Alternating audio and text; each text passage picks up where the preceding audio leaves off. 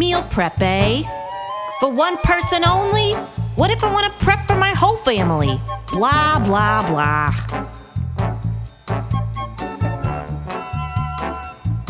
Dislike. I'm here to help.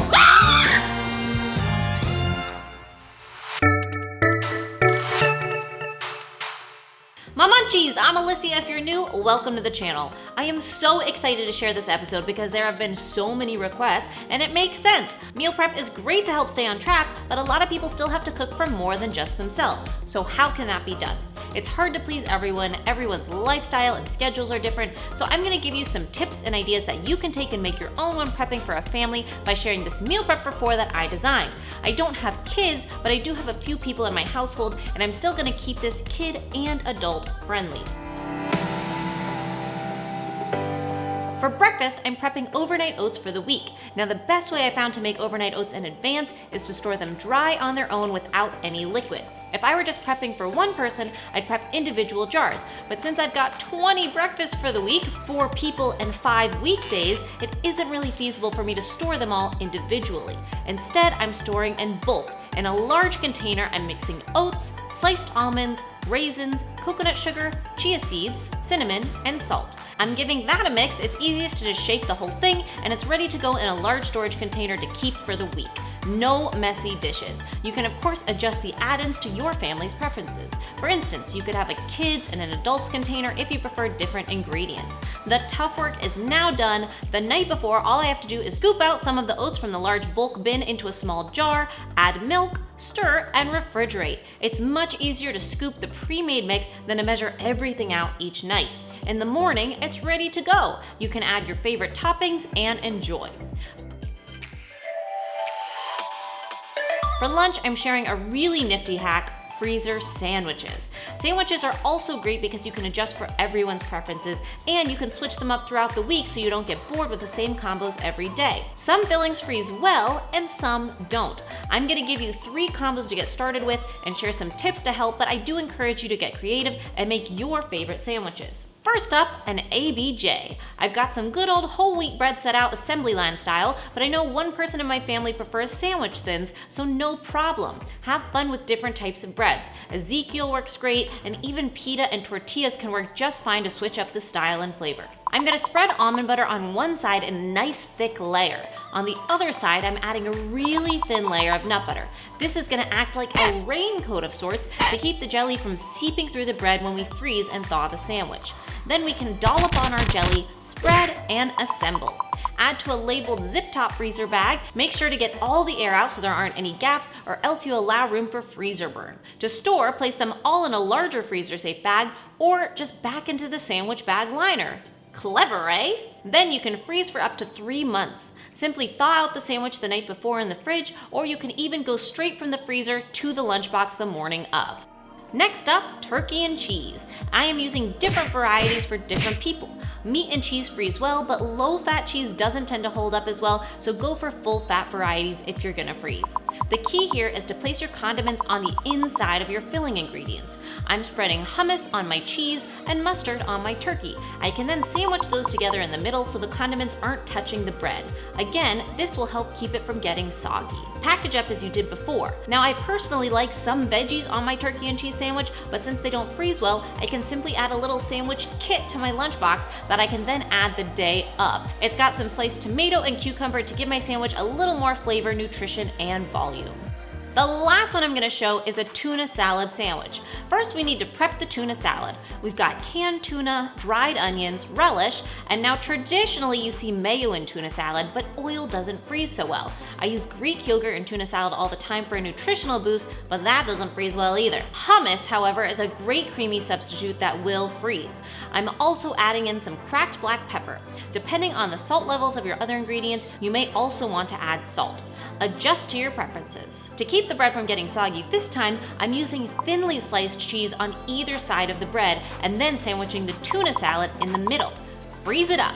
Now another cool thing about freezer sandwiches is you can also heat these if you want. I know kids may not have access to a microwave, but if you are eating these at home or at an office where you have a toaster oven or stove, you can totally turn these sandwiches into grilled variations by adding a little butter and frying it, or simply use a panini press. I can easily turn this tuna salad into a tuna melt. Trust me, you'll be very impressed with the results. It's pretty neat, and it's a fun way to keep switching up meals throughout the week. If you're enjoying these tips, tricks, and ideas, be sure to subscribe and hit the bell so you don't miss any content each week.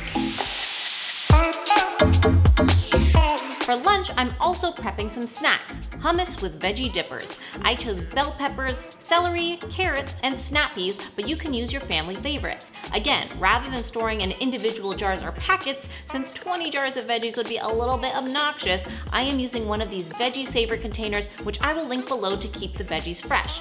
The night before or morning of, I can simply portion them out, and I'm using one of my favorite nifty tricks, hummus, in the bottom of a jar with veggies on top. I'm also pre-portioning some nuts since these are easy to store in the pantry, and if I pre-portion, I am much less likely to overdo it later. I did a few different combos to suit my family's preferences.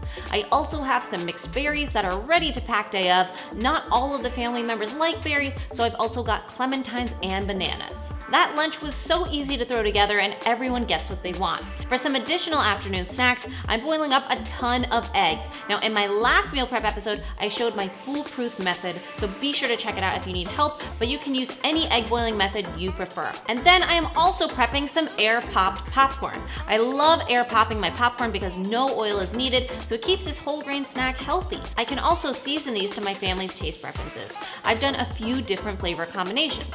First, I add a spritz of cooking spray to help the seasoning stick, and then add salt with parsley flakes to one, nutritional yeast and salt for a cheesy flavor to another, chili lime seasoning, which I got from Trader Joe's and love, and salt and cinnamon for a sweeter taste. Spices make it really easy to keep things interesting without added fat or expenses.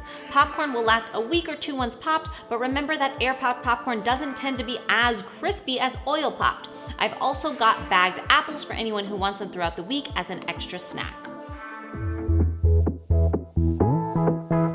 On to dinner. Rather than prepping dinner in advance for the entire week at once, I'm making it easy on myself with some slow cooker and one-pan meals. First, I prep some basic rice with a bit of fresh cilantro for flavor and quinoa with fresh parsley. I can store them for the week and serve along with my meals.